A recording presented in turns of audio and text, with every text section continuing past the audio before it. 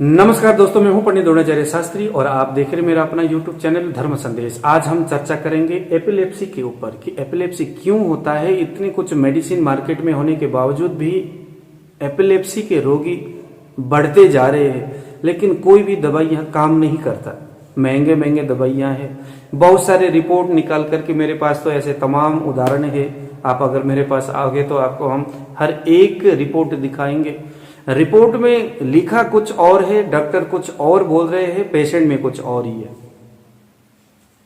Even कि ऐसा भी हुआ है, रिपोर्ट में लिखा है कि आपके यहाँ किसी बड़े जानवर के कीड़ा ब्रेन में है, डॉक्टर ने उसको कहा कि नहीं, आपके रिपोर्ट बिल्कुल नॉर्मल है, और उस व्यक्ति के शरीर में रोज दौरा आ रहा है।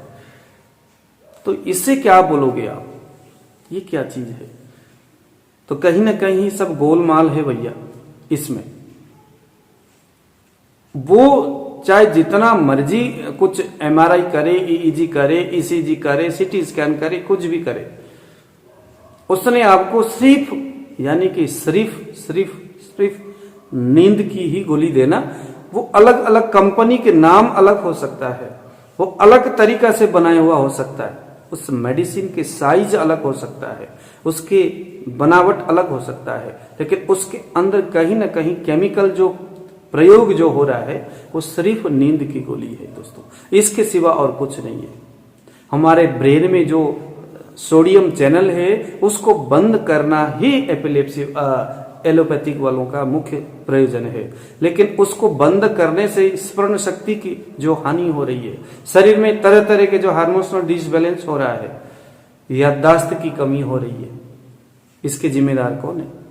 यदि आपके मेडिसिन ठीक नहीं करता तो क्यों आप ऐसा करते हो? अच्छा, रोगी को वो बताते भी नहीं है कि भाई यहां से आपको कोई बेनिफिट नहीं। उनको उन्होंने बोलना भाई आप 3 साल तक खाओ, 3 साल तक खाना। डॉक्टर को पता है इसको दोबारा भी आना पड़ेगा, फिर मुझे 3 साल और बताना पड़ेगा।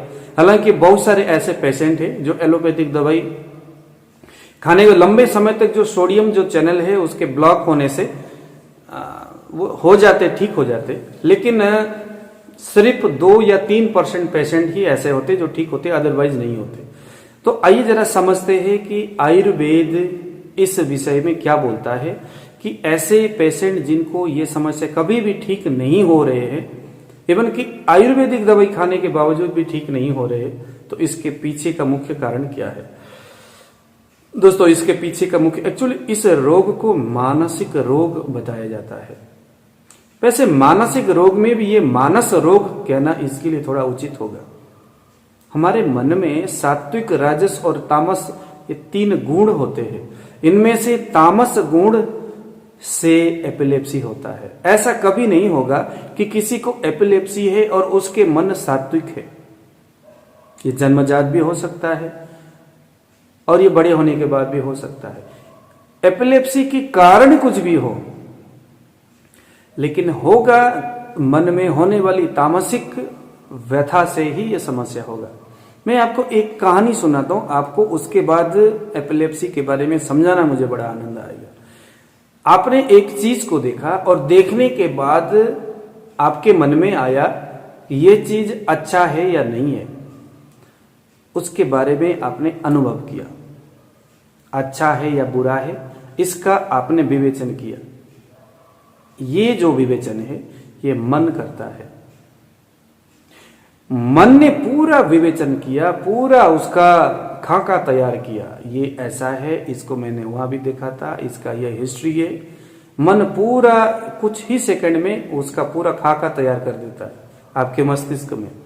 उसके बाद मन आपके बुद्धि को छोड़ देता है, उसको सौंप देता है कि भैया यह चीज मेरे लिए लेने वाला है या छोड़ने वाला है। मन वो डिसाइड नहीं करता। मन का काम बस इतना ही है कि अमुक चीज या संबंध जो सामने है वो अच्छा है या नहीं है, उसका हिस्ट्री क्या है, वो मेरे लिए योग्य है या नहीं है, सब कुछ डिसाइड मन करता है। उसके बाद उसका ग्रहण करना चाहिए या परित्याग करना चाहिए, इसका डिसाइड मन नहीं बल्कि वो बुद्धि को छोड़ देता है। और बुद्धि विविध प्रकार के विवेचन से, विविध प्रकार के बुद्धि से यह डिसाइड करता है कि इसको ग्रहण करना चाहिए या त्याग करना चाहिए।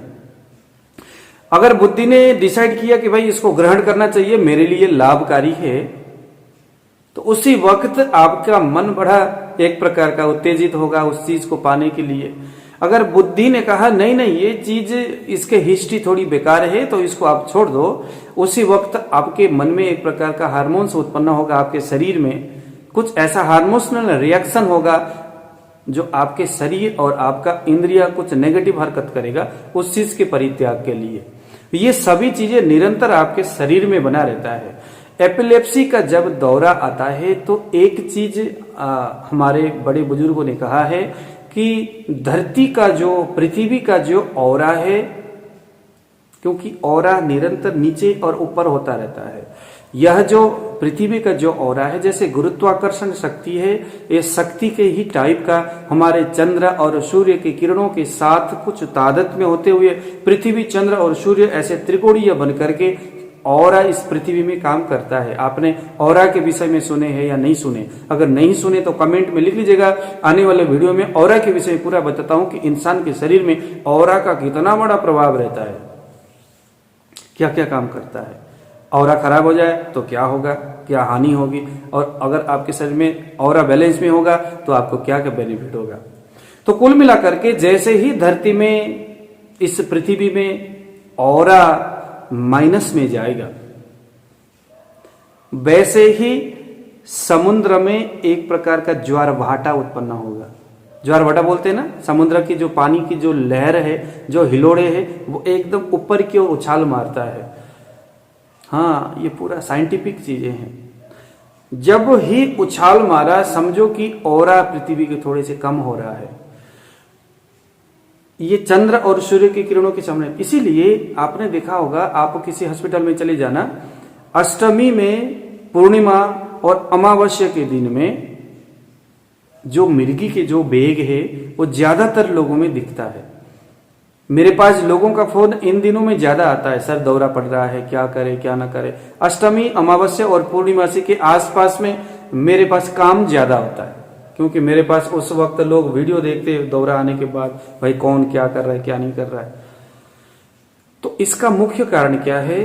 पूर्णिमासी के दिन में चंद्रमा हमारे धरती के बगल में आता है, चंद्रमा हमारे ग्रेविटी को थोड़ा खींचता है, तो ऑरा जो है थोड़ा नीचे की ओर चला जाता है। यानी ऑरा में थोड़ा सा जैसे ही बैलेंस बिगड़ा, वैसे ही वो लोग जिनके शरीर में मन तामस भाव में चला गया, तामस गुण से व्याप्त हो गया, जिनका मन थोड़ा सा विकृत अवस्था में चला गया, उनके शरीर में माइनस में आया हुआ जो ऑरा है उसके वजह से शरीर थोड़ा विकृत अवस्था में चला जाता है, और उसी वक्त उसके मन में जो संकल्प और विकल्प करने की जो कैपेसिटी है वो कम हो जाता है। मन में जैसे ही ये संकल्प विकल्प आदि करने की जो कैपेसिटी, इष्ट निष्ठ की जो कैपेसिटी जैसे ही खत्म होता है, वैसे मन और बुद्धि के साथ संयोग, यानी यह जो तार है वो कट जाता है। मन और बुद्धि के तार कटते ही हमारे मस्तिष्क में एक हृदय का निवास है। हम वैसे तो कहते हैं भाई हमारे चेस्ट में, यहाँ पर हृदय है, लेकिन मस्तिष्क में एक वाकई में काम करने वाला एक हृदय है, कामकारी जो हृदय है हमारे मस्तिष्क में। ये व्यवहार में कहने के लिए हम कहते हैं यहाँ हमारा हृदय है, लेकिन वाकई में जो कामकारी हृदय मस्तिष्क में। मन और बुद्धि इस तरह से जब विकृत होता है तो उसका संबंध उस मस्तिष्क में, उस ब्रेन में कट जाता है। उसी समय उसके सामने यह जो मिर्गी का जो 3 वेग आयुर्वेद ने बताया, 3 काल, 3 परिस्थितियां, उसमें से पूर्व जो काल है वो उस वक्त घटित होता है। क्या क्या होता है? जैसे ही ऑरा धरती का, इस पृथ्वी का ऑरा जैसे ही कम पड़ा, वैसे ही उसमें मिर्गी का पूर्व समय शुरू हो जाता है, जहां उसको सिर में शून्यतापन उसके शरीर में आता है, उसके मुंह से लाला शराब होता है, उसके कान में कर्णनाद होता है, चीजें बाहर की सुनाई नहीं देती, खूब कान से आवाज आता है। तो ये 3-4 सिम्टम्स उसी वक्त, वो जैसे ही ऑरा माइनस में जाएगा उसी वक्त उसको होता है। इससे कुछ देर पहले जैसे ही धरती की ऑरा माइनस में जाने वाला था, उस वक्त उसके मन में तामस गुण बहुत बढ़ जाता है। एक तरह का घबराहट, और विशेष करके उस वक्त अगर वो मार्केट में है और कुछ चीज खरीद रहा है, यानी ये लगा लो कि दौरा आने से समथिंग आधा एक घंटे पहले की बात है। हाँ, यदि आपको मिर्गी का समस्या है तो ये आप प्रत्यक्ष अनुभव कर सकते हैं। भाई, जब मन में तामस गुण आता है तो एक सिम्टम्स आप नोट करके रख लो कि हर किसी में भी, चाहे वो आपको दौरा आता है या नहीं आता, ये सिम्टम्स होंगे। क्या?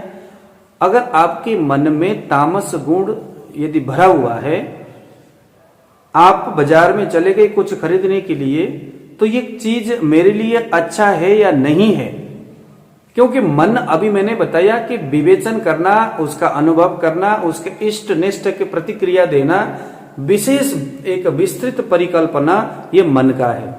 परिकल्पना करके वो अच्छा है बुरा है सभी चीजें परिकल्पना करके इसको लेना चाहिए या परित्याग करना चाहिए, मन बुद्धि को छोड़ देता है। तो यहां जब वो दुकान में चला गया किसी भी वस्तु को खरीदने के लिए, और उसी वक्त जब ये ओरा जब माइनस में आया, उसको अब 1-1.5 घंटे के बाद दौरा पड़ने वाला है, वो आदमी कहीं दुकान में कुछ सामान खरीद रहा है, उसी वक्त उसके मन में तामस भाव व्याप्त होगा और उसी वक्त उसको डिसाइड करने में कठिनाई होगी, यार ये चीज लिया जाए या न लिया जाए, क्या करूं क्या ना करूं, क्या करूं करके उसको एक तरह का चक्कर उसी वक्त आना शुरू हो जाता है।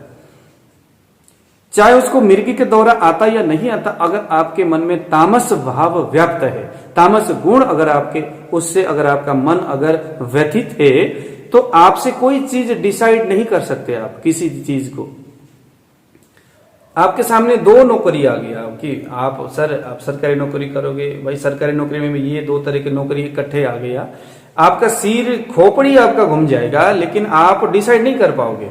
2 सुंदर लड़की आ गई शादी करने के लिए, खोपड़ी फूट जाएगा, मगर आप डिसाइड ही नहीं कर पाओगे अगर आपके मन में तामस गुण भरा हुआ है। तो यही इसका सिम्टम्स है और यही इसका पहचान है।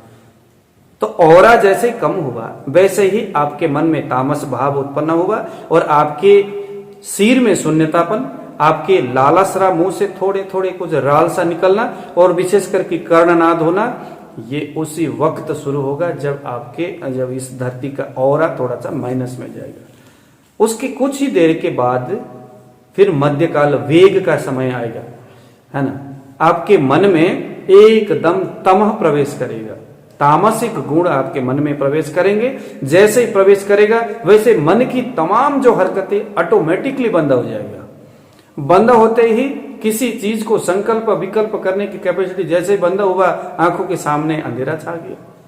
क्योंकि देखने का जो क्रिया, क्योंकि देखोगे तो ही ना प्रतिक्रिया होगा, प्रतिक्रिया देने की कैपेसिटी, बिजली नहीं है तो कहां से लाइट जलेगी, कहां से टीवी चलेगा, ये सारी चीजें बंद है। जब लाइट आए तो ही होगा। ऐसे मन की गति में जब पर्दा जब आ जाता है तो उसी वक्त फिर आंखों के सामने अंधेरा आ जाता है। तम प्रवेश बोलते, स्मृति नाश होता है, क्योंकि संकल्प करने की शक्ति तो रहेगी ही नहीं, मन तो तमस भाव में चला गया। और उसी वक्त फिर आपको धीरे धीरे कुछ सेकंड के बाद आपका जो शरीर है थोड़ा सा छटपटाने लगता है, क्योंकि स्मृति नाश हो गया। शरीर को तो, है ना, अगर देखो, अगर मेरा बुद्धि नहीं है, अगर मेरे मन भी कंट्रोल में नहीं है, तो फिर तो शरीर क्या होगा, देखो पागल आदमी की तरह ना शरीर इधर से उधर घूमेगा, दौड़ेगा, शरीर छटपटाएगा। क्योंकि जो छटपटा रहा है, मैं क्या कर रहा हूं इसके भान अगर मुझे नहीं होगा, फिर तो मैं कुछ भी करूंगा। उसको कंट्रोल करता हमारा मन, एक्चुअली शरीर भी नहीं करता। तो मन में जब एक पर्दा सा, तमक का पर्दा सा जब लग जाता है, तो उसी वक्त उसका जो शरीर है वो इस तरह से आलोडन प्रलोडन करने लगता है। उसी को हम दौरा बोलते हैं। और दौरा खूब आता है, किसी को 1 मिनट, किसी को 2 मिनट, किसी को तो अगर कफ वाला शरीर है तो उसमें तो कई घंटों तक दौरा का प्रभाव होता है, बेहोशी। क्योंकि जब तक तमह प्रवेश रहेगा तब तक बेहोशी बना रहेगा। अगर वो कफ वाला होगा तो लंबे समय तक होगा, अगर वो पित्त वाला होगा थोड़ी देर में बंद हो जाएगा, वायु वाला बहुत जल्दी बंद हो जाता है। तो ऐसे करके कफ और पित्त के भेद से ये दौरा उसको वहां पर पड़ता है। जैसे ही धीरे धीरे तम का प्रभाव उसके मन में से हटता जाता है, वैसे वैसे उसको फिर होश आना शुरू हो जाता है। जब होश आता है तो इसको आयुर्वेद उत्तर काल बोलता है, जहां पर उसको नींद आता है।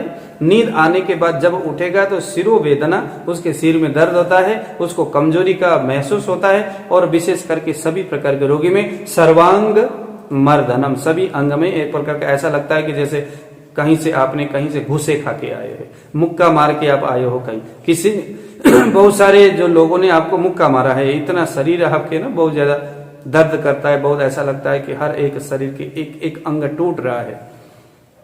तो आपको ये सारी हिस्ट्री समझ में आ रहा होगा। जो दवाई है दोस्तों वो सिर्फ शरीर को काम करता है।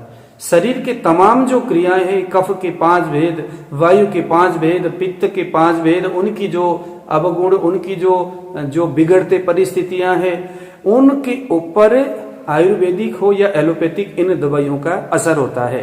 लेकिन यहां तो कुछ नहीं है। ये 3 पूर्व काल, मध्यकाल और उत्तरकाल से आगे और पीछे तो कुछ नहीं है। शरीर तो बिल्कुल, क्योंकि हुआ तो कुछ है नहीं। जब होगा तो उसके मन में तमह प्रवेश करेगा तो ही होगा। और मन ऐसी चीज है, न तो वो पकड़ में आता है, न तो वो दिखने में, न तो कहीं रिपोर्ट में निकलता है। इसीलिए एपिलेप्सी के जो मरीज है उनका एमआरआई करो तो कुछ डॉक्टर कहते हैं सर नजर कुछ नहीं आ रहा, आप ये नींद की गोली खाओ। अब नींद की गोली किसी किसी को 4 महीने में एक बार दौरा आता है और डॉक्टर कहते हैं अब रोज ही इसके दवाई खाओ। अब भैया रोज क्यों खाए, आपको दौरा तो 4 महीने में एक बार आता है।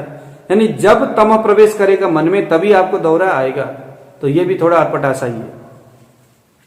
अब करे तो क्या करे, तो वही करे जो आप में समस्या हो रहा है। समस्या क्या हो रहा है, शारीरिक तो है नहीं, मानसिक है, क्योंकि मन में तमह प्रवेश कर रहा है। मैंने अभी सारा विवेचन कर लिया। तो इलाज के लिए सबसे पहले तो आपने कुछ ऐसा करना है जिससे कि आपका जो मन है वो सात्विक भाव में आ जाए। तो आपने किसी अच्छे ग्रंथों का स्वाध्याय करना।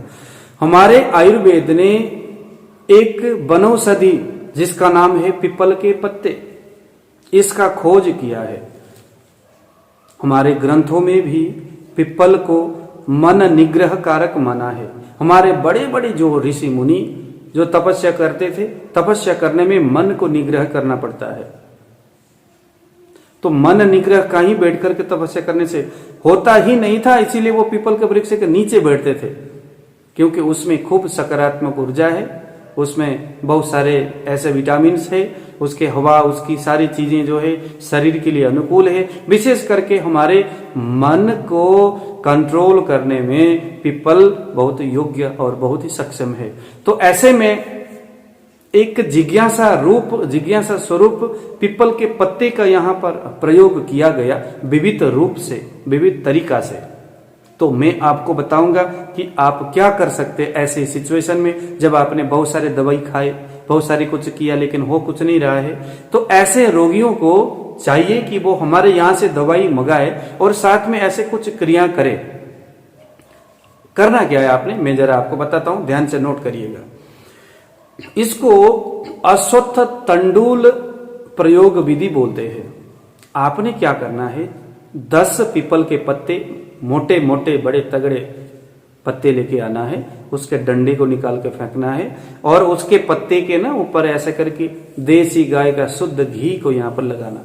एक चीज ध्यान देना, गाय का शुद्ध घी भी मन को कंट्रोल करता है, घी बुद्धि को बढ़ाता है, घी आपके मन को सात्विक करता है, आपके धृति शक्ति को बढ़ाता है। धृति और बुद्धि क्या चीज है, तो आप में अगर बुद्धि और धारणीय शक्ति और मानस जो मन में होने वाली जो तमह प्रवेश है, जो तामसिक भेद है, जो गुण है, उसको खत्म करने के लिए पीपल के पत्ते का अश्वत्थ तंडुल प्रयोग बहुत अच्छा काम करता है। आपने क्या करना है, देसी गाय के घी और पीपल के अगर संयोग होता है तो ये और ज्यादा अच्छा काम करता है, ऐसे बताया गया है। तो पीपल के पत्ते में देसी गाय के घी और एक मिट्टी के हांडी हो, अच्छी बात है, नहीं तो किसी भी थाली में नीचे पत्ते को रखा और उसके ऊपर गरम अभी पका हुआ गर्मा चावल को ऊपर रख करके तुरंत बाकी बचे हुए 5 पत्ते को उसके ऊपर रख दो, चावल के ऊपर किसी से ढक दो। 10-15 मिनट तक ढकने के बाद खोल करके जब वो देखेंगे तो पीपल के पत्ते का जो स्वरस है वो घी के माध्यम से चावल में आ जाएगा और उस चावल को मिला करके जिस किसी सब्जी के साथ आप खाना चाहते उसको आप कंटिन्यू खाते रहिए।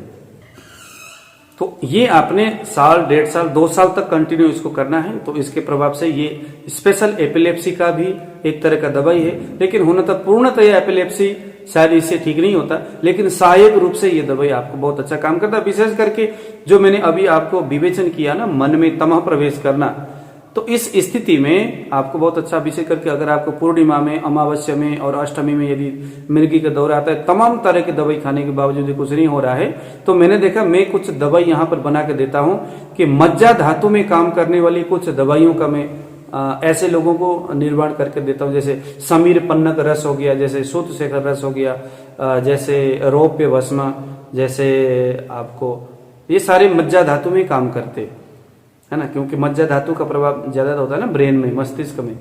और ऐसे रोपे भस्म हो गया है ना, तो इन ऐसे 6-7 जड़ी, वो तो डिपेंड करता है रोगी की तासीर कैसा है। सभी को समीर पन्नक रस देना भी तो गलत है ना, क्योंकि उसमें तो संख्या, हड़ताल है, ऐसी चीजें, ये सारे जहरीले पदार्थ है, हालांकि शोधन करके बनाया हुआ रहता है। लेकिन समीर पन्नक रस वायु का समन करता है, और आपका सूत शेखर रस जो है पित्त का समन करता है। तो ऐसा करके रोगी का कफ, पित्त और वायु आदि देख करके हम दवाई तैयार करते। लेकिन मेरा बताने का एक मकसद ये था कि एपिलेप्सी जो है मन में तमह प्रवेश करने से और बुद्धि के विकृत हो जाने से, और उसी वक्त हृदय में, मस्तिष्क में विद्यमान जो हृदय है उसके साथ मन और बुद्धि का जो तार है वो डिसबैलेंस होने से, अंधेरा कायम होने से, और यहाँ पर ये जो 3 जो पूर्व काल, मध्य और उत्तर काल के अनुसार मैंने आपको जो चीजें जो मैंने बताया, तो इन चीजों में पीपल के पत्ते का इस तरह से, इसको अश्वत्थ तंडुल प्रयोग बोलते, ये आप कर सकते हैं। और इसके साथ साथ आप अगर ये न कर सके, वैसे तो अश्वत्थ तंडुल प्रयोग ही बताया है, लेकिन हम इसको कुछ अलग अलग तरीका से करते हैं। जैसे आप एक थर्मस ले लेना, 1 गिलास उबलता हुआ गर्म पानी ले लीजिए, 14 पीपल के पत्ते टुकड़े टुकड़ा करके उस थर्मस में डालिए, 1 गिलास गर्म पानी वहां पर डालिए, ढक के रख लेना। दूसरे दिन सुबह उस पानी को आपने निकालना है और उसका 3 भाग करना है, एक 8 बजे, एक 10 बजे और एक 12 बजे। ऐसे 3 टाइम आपने उस पानी को पीना है, ऐसे कंटिन्यू आप पीते रहिए। तो ये भी समान रूप से काम करता है। लेकिन अक्सर देखा गया है, प्रामाणिक जो किया जा रहा है, जो बहुत सारे लोग, जो हमारे जो आयुर्वेद के जो डॉक्टर, जो वैद्य लोग हैं, इस तरह जो प्रयोग करते वो अश्वत्थ तंडुल के ही रूप में करते, और इसका अच्छा इसका प्रयोग बहुत अच्छा दिखाया जा रहा है। इस तरह से मानसिक इस विकृति में, मन में अधिक तमह प्रवेश होने की वजह से किसी भी प्रकार की आयुर्वेदिक दवाई खाने से जो ठीक नहीं हो रहे, वो इन प्रयोगों से होता है, जहां पर मज्जा धातु में काम करने वाले हमारे कुछ आयुर्वेदिक दवाइयों के साथ। तो दोस्तों, ये कुछ नॉलेज है, चलते चलते मैंने आपको, मुझे लगा कि चलो आपके साथ में संवाद करूं। एपिलेप्सी एक बहुत भयानक रोग है, ये कभी ना ठीक होने वाला रोग है उनके लिए जो एलोपैथिक के ऊपर काम करते। लेकिन अगर आप कुछ परहेज के साथ आपके मानसिक इस तमह प्रवेश वाले मन को सात्विक भाव में लाने के लिए, यदि आप आध्यात्मिक दिशा की ओर अगर आप रुचि करते हो, और आपका मन, शरीर यदि आध्यात्मिक है ना, गीता, रामायण आदि, या आप जिस धर्म में हो उस धर्म के जो अगर मन को कंट्रोल करने वाली कोई इस तरह की नॉलेज है, कोई ज्ञान है, तो उसको स्वाध्ययन करते हुए यदि आप काम करते हो, तो निश्चित धीरे धीरे आप में आपके एपिलेप्सी बंद होगा, और एक समय ऐसा आएगा कि डेफिनेटली आपका ये समस्या ठीक हो जाता है।